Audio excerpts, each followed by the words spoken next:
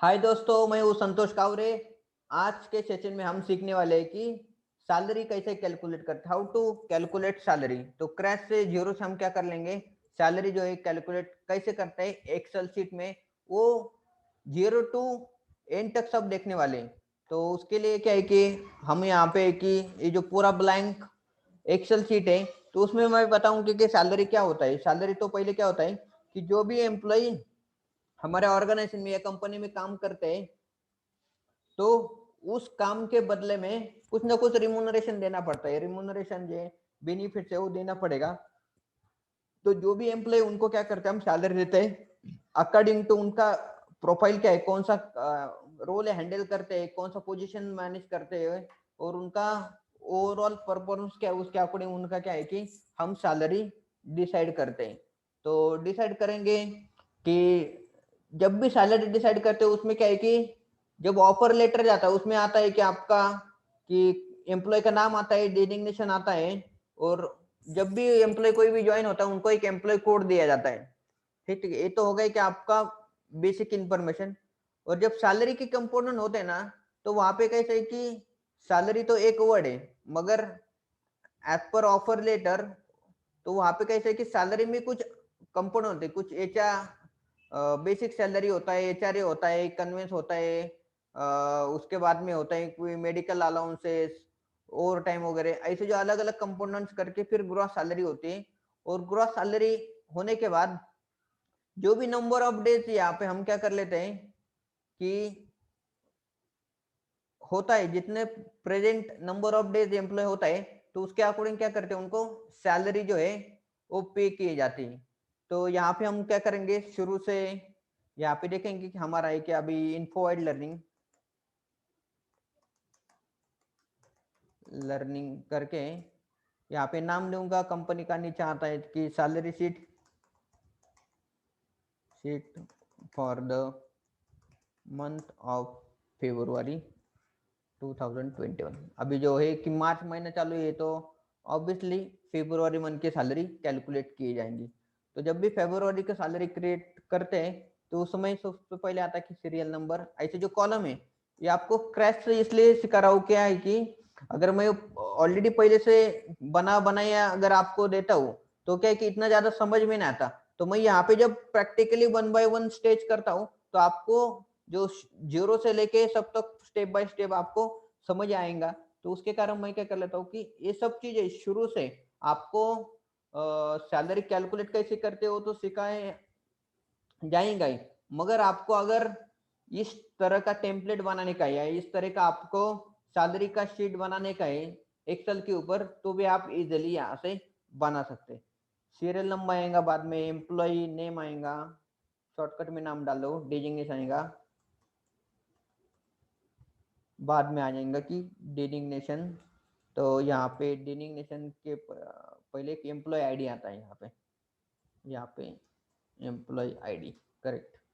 तो employ ID ये कभी कभी क्या होता है कि दो बहुत सारे एक 500-600 एम्प्लॉय रहेंगे, कभी कभी दो एम्प्लॉय की सेम नाम भी हो सकता है, करेक्ट। तो इसके लिए कई एम्प्लॉय आईडी जो है उसके बेसिस पे एम्प्लॉय की आइडेंटिफिकेशन होता है। जैसे हमारा इनकम टैक्स में जो पैन नंबर होता है, या हमारा जो अभी आइडेंटिफिकेशन के लिए हम जो आधार नंबर यूनिक नंबर रहते हैं, तो वैसा ही हर एक कंपनी में कोई भी अगर ज्वाइन हो करता है तो उनको एक यूनिक एम्प्लॉय आईडी है वो अलाउट किया जाता है, ठीक है। तो वैसा ही एम्प्लॉय आईडी हम यहाँ पे अलाउट करेंगे। डिनिंगेशन हो गए। डिनिंगेशन के बाद में होता है कि आपका सैलरी कंपोनेंट, सैलरी डिटेल, यहाँ पे करते सैलरी डिटेल। तो सैलरी डिटेल में पहले तो होता है कि बेसिक सैलरी,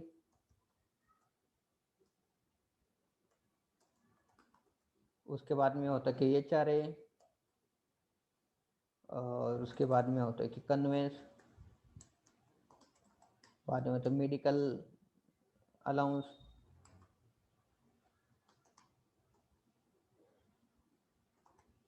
मेडिकल के बाद में होगा आपका अदर अलाउंसेस, मैं यहाँ पे लिख देता हूँ। ऐसे बहुत सारे होते हैं, मगर मेन तो अपने को होता है कि बेसिक एचआरए, और बाकी के बहुत सारे रहेंगे तो हम यहाँ पे करेंगे बाद में total gross salary, gross salary. Correct. Gross salary हो गई, तो ये हो गई आपकी सैलरी डिटेल, करेक्ट। तो जब भी हम क्या कर लेते हैं, ग्रॉस सैलरी जो ना, उसका बाइफर्केशन कैसे होता है, अगर किसको हम यहाँ पे सीरियल नंबर 5 एम्प्लॉय की सैलरी यहाँ पे हम कैलकुलेट करेंगे, तो यहाँ पे 5 सीरियल नंबर मैं दे देता हूँ, यहाँ पे 5 और नीचे रहेगा टोटल, यहाँ पे रहेगा नीचे के भी टोटल, टोटल जो है सैलरी का यहाँ पे होना चाहिए। तो होगा कि एम्प्लॉय कोड है तो इन्फोइड लर्निंग है, IL जो इनिशियल है वो दिया जाता है IL001 करके, IL0002, IL0003, ये जो है एम्प्लॉय कोड है इसमें, ठीक है। तो ऐसे जो 5 लोगों की हम क्या कर ले, सैलरी प्रोसेस कर रहे। तो कभी कभी होता है कि जब एम्प्लॉय छोड़ के जाता है, तो छोड़ा गया जो एम्प्लॉय, उसका जो एम्प्लॉय आईडी है वो दूसरे एम्प्लॉय को यूज नहीं करते, तो नया कोई भी होता है तो इसके आगे का जो है 5 नंबर का कोई छोड़ के गया और 6 नंबर का उसमें ज्वाइन हो गए, तो उसको 5 नंबर नहीं देता, 6 नंबर एम्प्लॉय आईडी दिया जाता है। तो रिपीट नहीं हो जाए कोई भी अगर छोड़ के गया तो उस केस में, ठीक है। इसके बाद में हो जाएगा कि यहाँ पे एम्प्लॉय नेम, मैं यहाँ पे नेम इतना मैं नहीं कर लेता, 1 2 3 4 5 ऐसा सिर्फ मैं यहाँ पे लिख दूंगा, कि हमें सिर्फ क्या है कि कैलकुलेशन कैसे करने का है वो हमें देखने का है, तो मैं 1 2 3 4 5 है यही यहाँ पे लिख देता हूँ। डेजिग्नेशन रहेगा कि अकाउंटेंट, यहाँ पे रहेगा HR एग्जीक्यूटिव, बाद में रहेगा कि यहाँ पे एडमिन, बाद में रहेगा कि यहाँ पे परचेस, यहाँ पे रहेगा सेल्स वाला पर्सन परचेस सेल्स, करेक्ट। तो ये हो गई कि हमारे सैलरी। अभी जो एक सैलरी जब इन पर, ये तो होगा कि एम्प्लॉय इंफॉर्मेशन, उसके बाद में जो सैलरी का कंपोनेंट्स है, तो उसमें क्या होता है कि अकाउंटेंट को 15,000 रुपये सैलरी दिया, यहाँ पे HR को जो है कि 20,000 रुपये सैलरी दिया, करेक्ट। तो हो गए कि 20,000, एडमिन जो पर्सन उसको 25,000 रुपये सैलरी दिया, परचेस वाला है जो उसको 12,000 रुपये सैलरी दिया, और सेल्स वाला है जो उसको 30,000 रुपये सैलरी दिया। तो ऐसे अलग अलग सैलरी जो है मैं यहाँ पे कर लेता हूँ। मंथली ग्रॉस है तो उसका बेसिक सैलरी वो कैसे कैलकुलेट देता है, तो जब भी कोई भी एम्प्लॉय की सैलरी जो कंपोनेंट है वो डिसाइड होता है, उनका कुछ परसेंटेज या पैरामीटर डिसाइड किया जाता है। तो अभी जो नया अप्रैल से एक लेबर लॉ में एक रिफॉर्म हो रहा है कि ऐसा है कि जो भी ग्रॉस सैलरी है उसका 50% जो है वो बेसिक सैलरी होना चाहिए। तो यहाँ पे हम क्या कर लेते हैं, इंटू 50%, यहाँ पे देते हैं कि 50% जो है 50% इंटू 50%, ठीक है। तो ऐसी तरह से आप क्या कर लेते, फॉर्मूला दे सकते हैं। Excel is the very good tool to calculate any report, सब कैलकुलेशन करने के लिए ये सब चीज़ें यहाँ पे हो जाती है, ठीक है। तो यहाँ पे कि HRA जो होता है कि बेसिकली बेसिक के ऊपर 40% हो जाता है, यहाँ पे हम यहाँ पे 40% देते हैं, ठीक है। बाद में कन्वेंस रहता है, कुछ फिक्स्ड अमाउंट रहती है कि 1500 1600 रुपये वगैरह, सभी लोगों को सेम अमाउंट रहती है। बाद में मेडिकल अमाउंट रहेगा तो यहाँ पे तो 2,000 रुपये मेडिकल अलाउंसेस दिए, और जो डिफरेंस अमाउंट है यहाँ पे जो डिफरेंशियल अमाउंट है वो यहाँ पे मैं यहाँ फॉर्मूला लगा के डिफरेंशियल अमाउंट है वो दे देता हूँ यहाँ पे, ठीक है। तो ये हो गया कि यहाँ पे इस तरह से क्या होगा कि अमाउंट यहाँ पे डिफरेंशियल अमाउंट है, तो यहाँ पे आ जाएंगे आपके, यहाँ पे मैं टोटल देता हूँ, टोटल ये हो गया हमारी टोटल सैलरी, बेसिक का टोटल ये हो गया, ये चारे के यहाँ पे टोटल आती है, कन्वेंस की यहाँ पे टोटल आती है, ऐसा करके जो ग्रॉस सैलरी है उसका टोटल आता है। ग्रॉस सैलरी यानी क्या है कि सभी कंपोनेंट की जो टोटल होती है कि basic HRA conveyance medical other allowances, उसके सबके टोटल होती है आपकी ग्रॉस सैलरी, हो गई आपकी इतना डिसाइड किया है। तो डिसाइड करने के बाद में क्या होता है कि यहाँ पे कितने दिन यहाँ पे काम किया है लोगों ने, तो डेज पेबल आते हैं, कितने दिन अटेंडेंस है, डेज पेबल यानी कितने दिन उसने प्रेजेंट रहा है, उतने दिन की यहाँ पे सैलरी जो है वो यहाँ पे दी जाती है। तो इसके बाद में आता है फिर आपका कितने दिन प्रेजेंट रहा, उतने यहाँ पे जो है रिमार्क आता है कि यहाँ पे आपने जो प्रेजेंट डेट है, तो यहाँ पे कि फरवरी जो मंथ होता है कि 28 दिन का होता है, तो यहाँ पे अकाउंट का पर्सन 28 दिन काम किए, एचआर ने 25 दिन काम किया है यहाँ पे, और यहाँ पे कि 20 दिन यहाँ पे एडमिन ने काम किया है, परचेस वालों ने यहाँ पे पूरे 28 दिन की, सेल्स वालों ने यहाँ पे हम देखे कि 10 दिन काम किया। तो ऐसा रहेंगे कि टोटल जो है यहाँ पे इस तरह से सैलरी हो जाएंगी। सैलरी होने के बाद क्या होता है कि यहाँ पे डेज पेबल आ गया, डेज पेबल के यहाँ पर आएंगे कि अर्निंग सैलरी आ जाएंगे, यहाँ पे पूरे जो है डेज पेबल करके यहाँ पे कहेंगे हर एक कंपोनेंट है यहाँ पे अर्निंग आएंगे, सैलरी अर्निंग आ जाएंगे यहाँ पे कि कैलकुलेट करके आपका बेसिक कितना आएगा। तो उसके लिए जो फॉर्मूला यहाँ पे ध्यान दे दो, तो फॉर्मूला जो है आपको देना पड़ेगा कि इज इक्वल टू करके बेसिक सैलरी डिवाइडेड बाय 28, 28 जो होता है हमारा मंथ का जो टोटल डेज होते हैं कि 28 दिन होते हैं, तो यहाँ पे फरवरी में 28 दिन की, इसके लिए मैं 28 दिन लिया। अगर मार्च पे जाएंगे तो यहाँ पे 28 जो है 31st जो है वो आपको लिखना पड़ेगा। तो ऐसे करके मैं क्या कर रहा हूँ, तो जितना प्रेजेंट डेट है यहाँ पे इंटर करता हूँ। तो इंटर होने के बाद मैं यहाँ पे जो है लगाना पड़ेगा मुझे लॉक, ये जो लॉक लगाए यहाँ पे, और यहाँ पे होऊंगा मैं, ये जो ये सब चीज़ें यहाँ पे कैलकुलेट हो जाएंगे, ठीक है। ऑटोमेटिकली ये सब चीज़ें यहाँ पे कैलकुलेट होके आ गई है, और यहाँ पे होगा वापस उसका सम यहाँ पे आ जाएगा, करेक्ट। सम आने के बाद यहाँ पे होता है कि टोटल इसका सबका टोटल किया, हर एक जो कंपोनेंट है उसका टोटल ही यहाँ पे किया है, और नीचे हम क्या कर लेते हैं, इसका सबका टोटल लेंगे। टोटल किसका लेते हैं हम, इसका टोटल यहाँ पे आ जाएगा, इसका total HRA total, conveyance total, medical total, और हर एक एम्प्लॉय का, एम्प्लॉय नंबर 1 का जो कैलकुलेट होकर सैलरी आई है, ये देखो यहाँ पे पूरा 28 दिन यहाँ पे काम किया है पूरे दिन, तो यहाँ पे फुल सैलरी आ गई। अकाउंटेंट को जो यहाँ पे जो है फुल सैलरी मिल गई, यहाँ पे 15,000 सैलरी था, पूरे दिन उसने काम किया तो 28,000 यहाँ पे, सॉरी 28 दिन काम किया है तो 15,000 रुपये सैलरी मिली। तो दूसरा यहाँ पे कि डेज पेबल यहाँ पे 20,000 सैलरी, मगर यहाँ पे 20,000 क्यों आ गई, मैं यहाँ पे चेक कर लेता हूँ, कुछ गड़बड़ हो गया है क्या, ठीक है।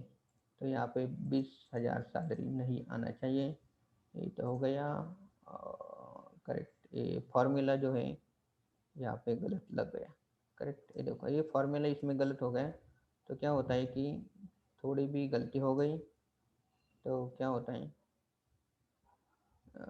गलत होता है। तो मैं यहाँ पे क्या कर लेता हूँ, इसको लॉक,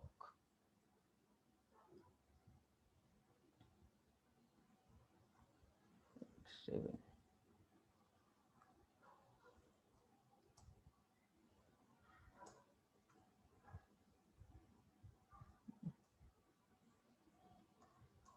नाइन, 10, ठीक है।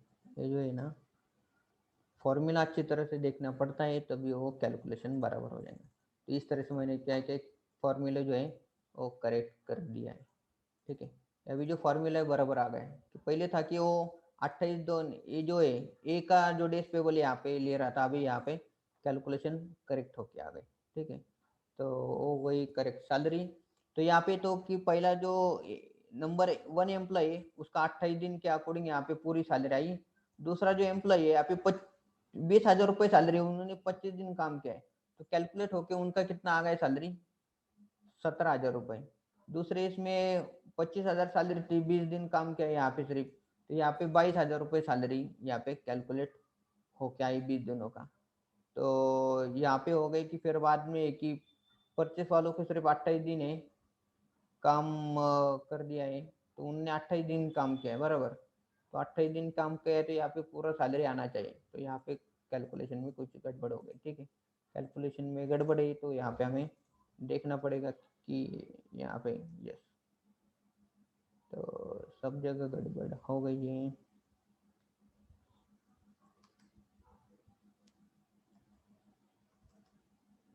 यहाँ पे जो है कैलकुलेशन गड़बड़ नहीं होना चाहिए।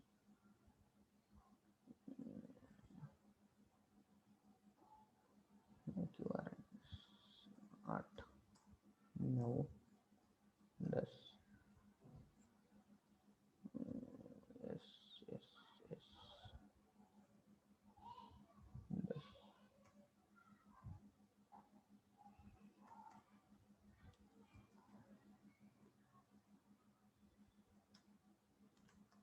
ये जब भी आप इसमें काम करेंगे एक्सेल में, तो बहुत ही प्रिकॉशन लेना पड़ता है। कोई इसमें फॉर्मूला में कुछ गड़बड़ तो हो ही नहीं।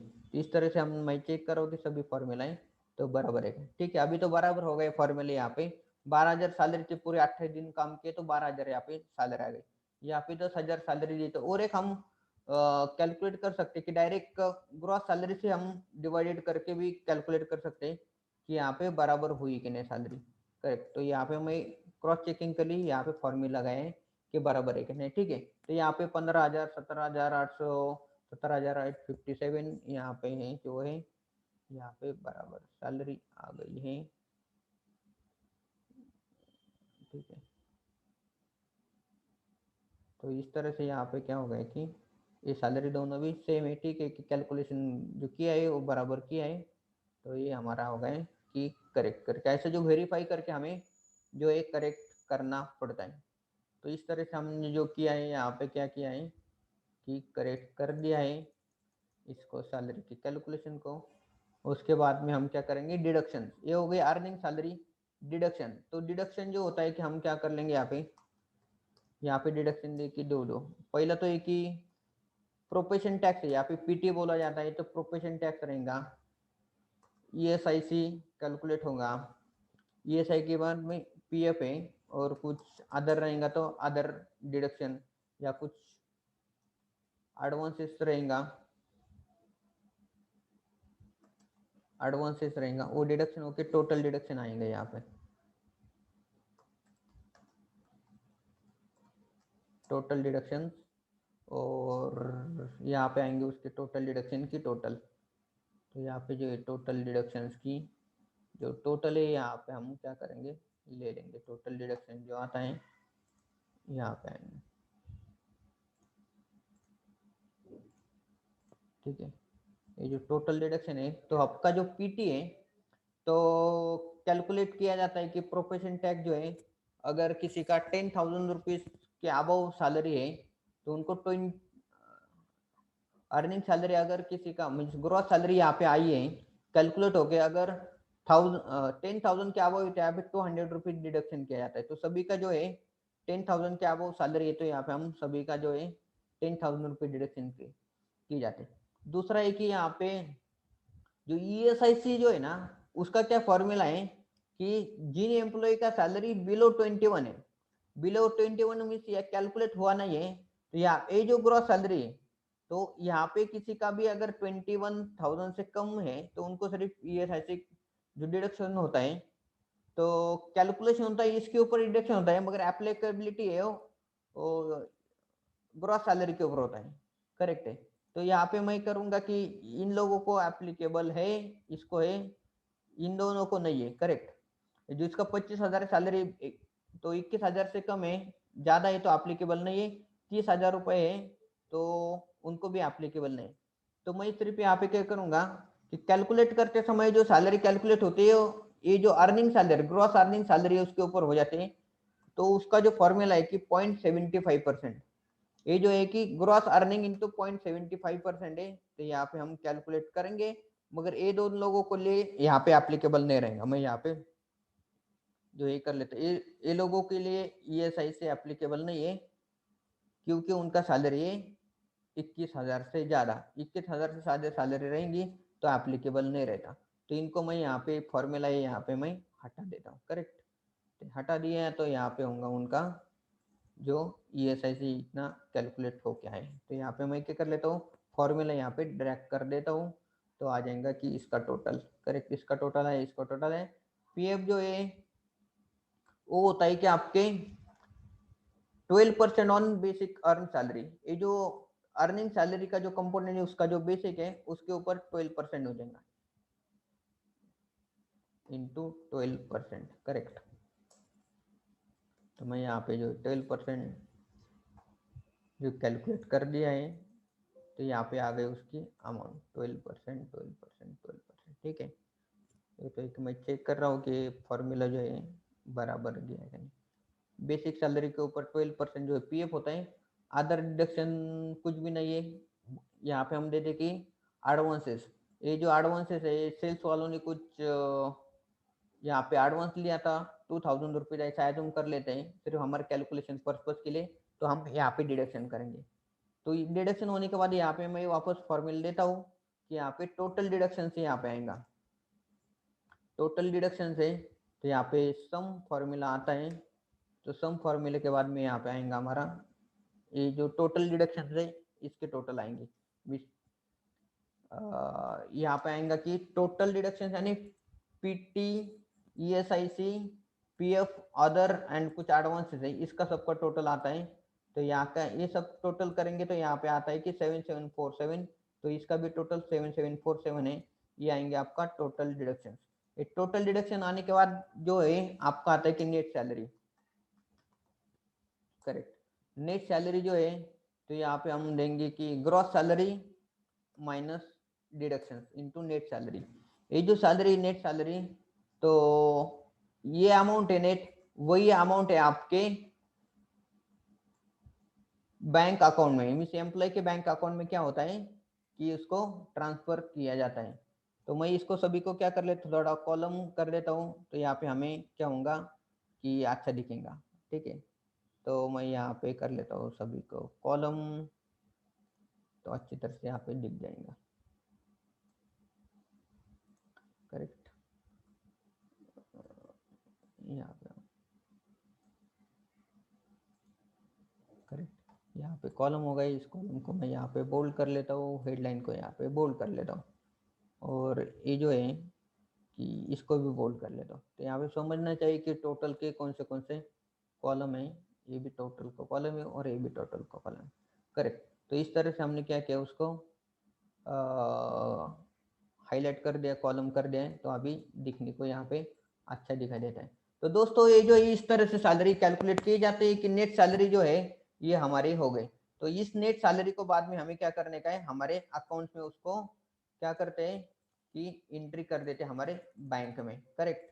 हमारे बैंक में उसका एंट्री करते हैं। दोस्तों ये देखिए इस तरह से आपको बहुत ही इजी और सिंपल वे से हम ये जो एक्सेल शीट है उसमें आप सैलरी कैलकुलेट कर सकते हैं। दोस्तों ये वीडियो कैसा लगा आप कमेंट बॉक्स में जरूर बताइए, और चैनल को सब्सक्राइब नहीं किया तो सब्सक्राइब करो, बेल आइकन को हिट करो ताकि आने वाले सभी वीडियो की नोटिफिकेशन सबसे पहले आपको मिलते जाएंगी।